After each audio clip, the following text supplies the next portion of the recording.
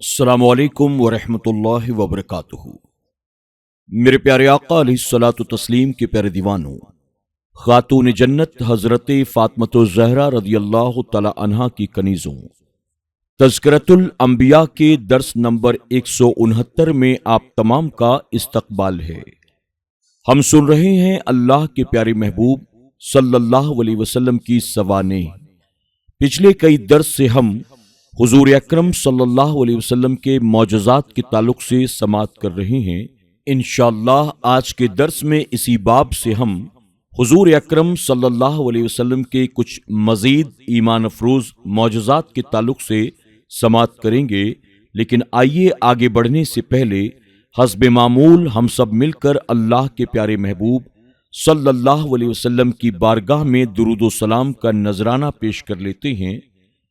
الصلاۃ والسلام علیک یا رسول اللہ، الصلاۃ والسلام علیک یا حبیب اللہ، الصلاۃ والسلام علیک یا نبی اللہ، وعلی آلک واصحابک یا نور اللہ صلی اللہ تعالی علیہ وسلم۔ غلطی کی وجہ۔ خواب کا واقعہ بیان کرنے والے ایک روایت حضرت امیر معاویہ رضی اللہ تعالی عنہ کی پیش کرتے ہیں۔ حضرت امیر معاویہ رضی اللہ تعالی عنہ سے سوال کیا گیا کہ معراج کیسے تھا، تو انہوں نے کہا وہ رؤیائے صالحہ تھا۔ پہلے بیان کیا جا چکا ہے کہ رؤیا سے مراد رؤیا بالعین ہے، یعنی آنکھ سے دیکھنا۔ بنیادی غلطی کی وجہ یہ ہے کہ رؤیا خواب کے معنی میں بھی استعمال ہوتا ہے اور آنکھ سے دیکھنے کے معنی میں بھی۔ جب دوسری روایت سے واضح ہے کہ رؤیا کے معنی آنکھ سے دیکھنے کے یہاں مراد ہے، تو خواب والا معنی لینا کسی طرح بھی درست نہیں۔ دوسری روایت حضرت عائشہ صدیقہ رضی اللہ تعالی عنہا سے ہے، نبی کریم صلی اللہ علیہ وسلم کا جسم معراج کی رات کو گم نہیں پایا گیا۔ اگر حضرت عائشہ رضی اللہ تعالی عنہا نے اس سے مراد یہ لیا ہے کہ میں نے آپ کے جسم کو گم نہیں پایا، تو یہ واقعہ خواب کا ہے، لیکن خواب میں حضور اکرم صلی اللہ علیہ وسلم کو کئی مرتبہ معراج ہوئی۔ یہ خواب والے معراج کا ذکر ہوگا، کیونکہ جاگتی ہوئی معراج مکہ مکرمہ میں ہوئی اور حضرت عائشہ صدیقہ رضی اللہ تعالی عنہا آپ کی زوجیت میں مدینہ طیبہ میں آئیں۔ اور اگر آپ نے مطلقاً واقعے کو ذکر کیا ہے تو مطلب یہ ہوگا کہ آپ کا جسم روح سے گم نہیں تھا، یعنی روح سے جدا نہیں تھا، بلکہ روح اور جسم کے ساتھ معراج ہوئی۔ یہی معنی لیا جائے تو دوسری روایت کے ساتھ تطبیق ہو سکتی ہے۔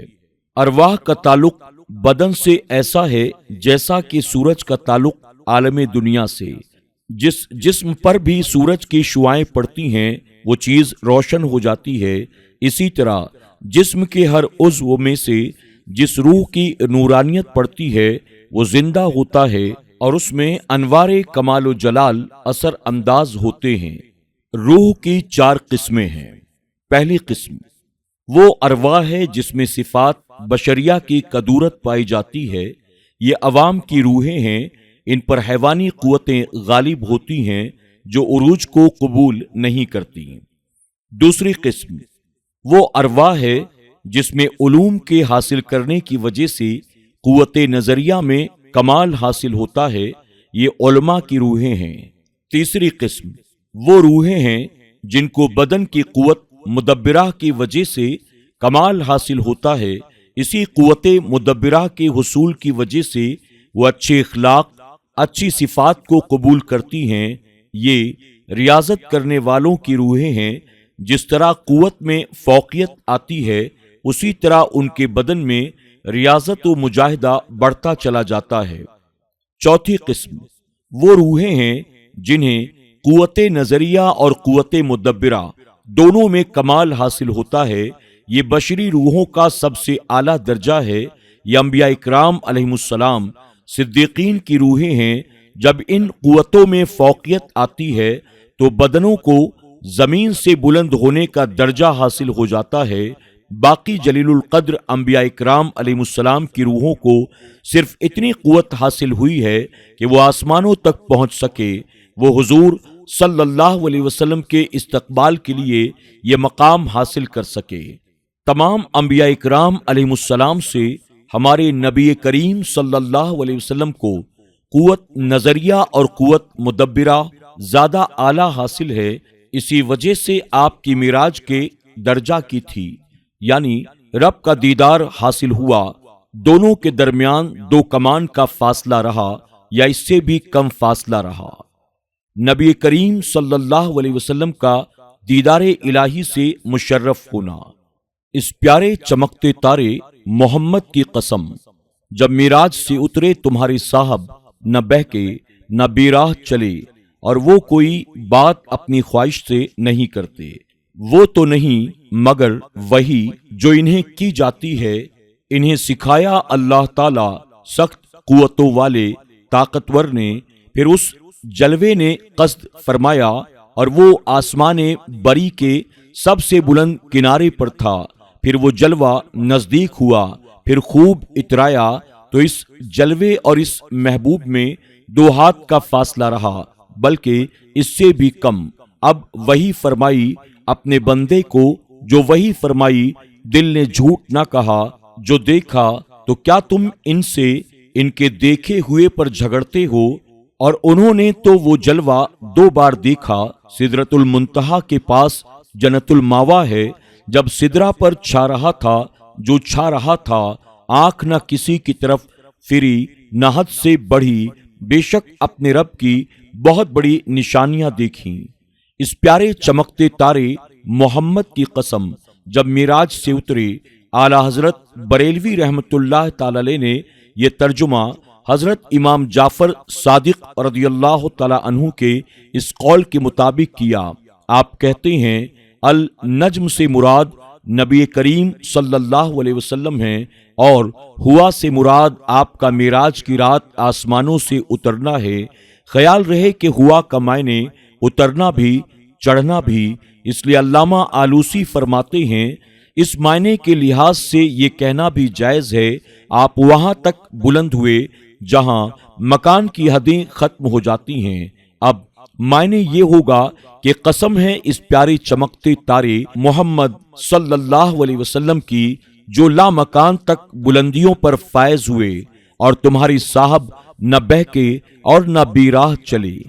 قریش کو خطاب فرمایا اور حضور صلی اللہ علیہ وسلم کو ان کا صاحب کہا، کیونکہ وہ آپ کی شریعت کے تمام احوال سے باخبر تھے اور یہ جانتے تھے کہ آپ ہر قسم کی برائیوں سے کامل طور پر اجتناب کرتے ہیں اور رشد و ہدایت کا اعلیٰ درجہ آپ کو حاصل ہے۔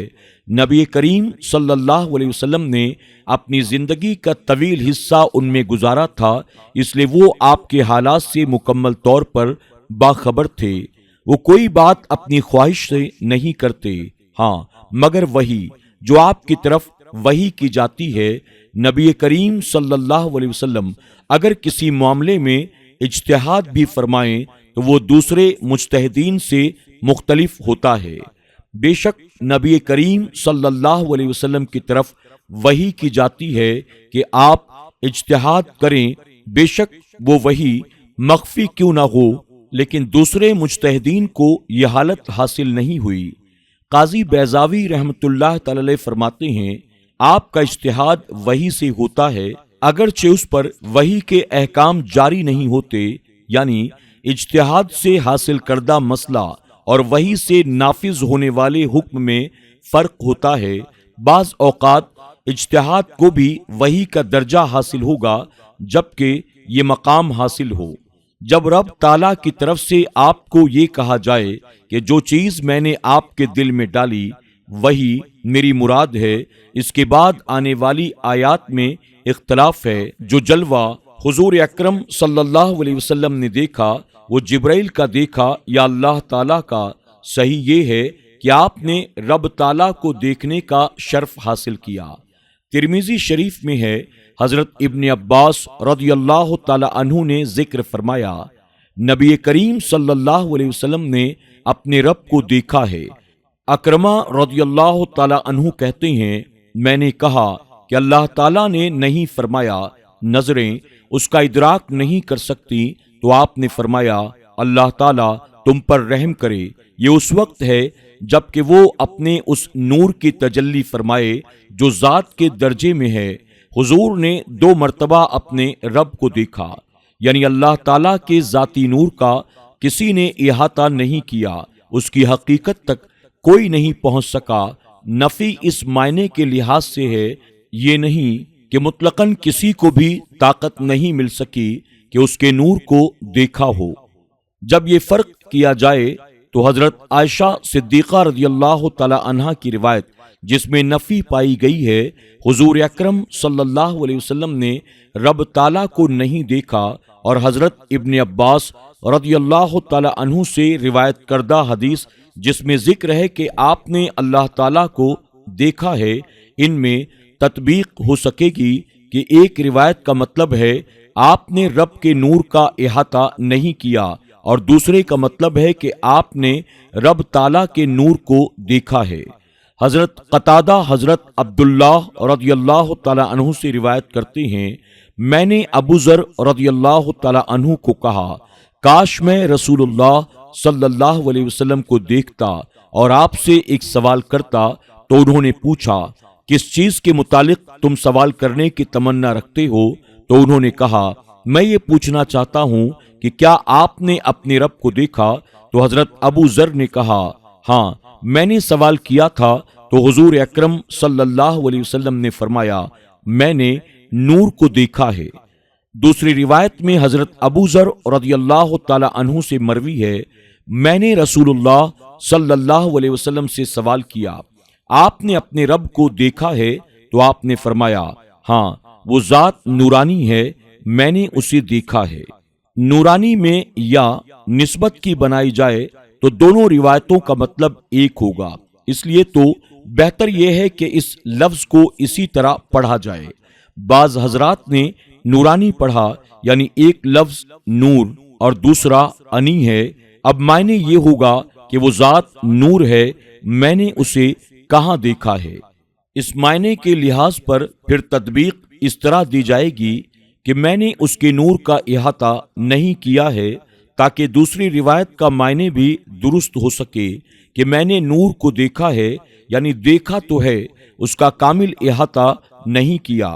حضرت ابن عباس رضی اللہ تعالی عنہ سے روایت کیا ہے، بے شک محمد صلی اللہ علیہ وسلم نے اپنے رب کو 2 مرتبہ دیکھا ہے، ایک مرتبہ دل کی آنکھوں سے اور دوسری مرتبہ اپنی آنکھوں سے۔ علامہ آلوسی رحمت اللہ تعالی اپنا مختار بیان کرتے ہیں، میں کہتا ہوں کہ حضور اکرم صلی اللہ علیہ وسلم نے رب تعالیٰ کو دیکھا ہے، آپ کو رب کا قرب خاص حاصل ہوا ہے، جیسا بھی مناسب تھا۔ اس قرب و رویت کی کیفیت بیان نہیں ہو سکتی، البتہ تسلیم کرنا ضروری ہے۔